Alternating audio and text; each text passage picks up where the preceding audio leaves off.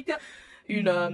Un article repris, notamment par Akeremouna, que vous avez défendu encore la semaine dernière devant le Conseil constitutionnel. Akeremouna, qui lui assume ce titre de Jeune Afrique. Est-ce qu'à ce moment, vous partagez l'avis du bâtonnier et candidat à l'élection présidentielle? Alors, je crois que les candidats aux élections présidentielles sont encore plus conscients que nous qu'ils sont dans une compétition. Dans une compétition, chacun utilise toutes les armes en sa possession pour l'emporter.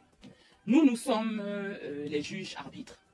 Et lorsque quelqu'un nous dit que les compétiteurs sont bêtes parce qu'ils n'ont pas décidé de s'éliminer les uns les autres, en fait, à mon sens, il est en train de nous dire que nous sommes encore plus bêtes parce que si on nous donne à choisir entre 11 personnes, c'est trop pour nos petites têtes. Je ne crois pas. Est-ce que ce n'est pas en rapport avec la désignation d'un candidat consensuel? Oui, c'est de ça que je parle. Je dis, il dit, ce journaliste, qu'il y a 11 autres candidats.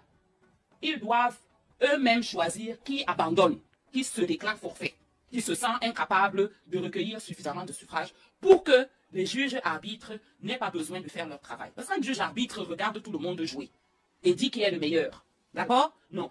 Lui, il dit, les candidats là sont bêtes parce que ils ne sont pas en train de déclarer forfait pour qu'il n'en reste qu'un, de manière à ce que les juges n'aient pas à faire de travail de sélection ou d'évaluation. Ils se contentent de dire, bah, puisqu'il n'y en a qu'un qui est debout, et ben, c'est celui-là qu'on veut.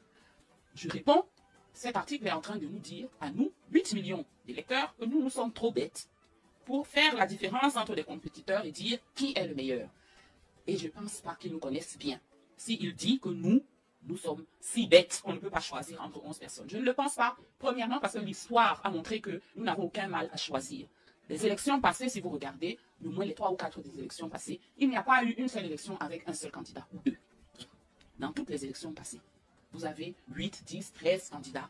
Et à la fin du scrutin, 80-90% des voix vont chez 2 ou 3.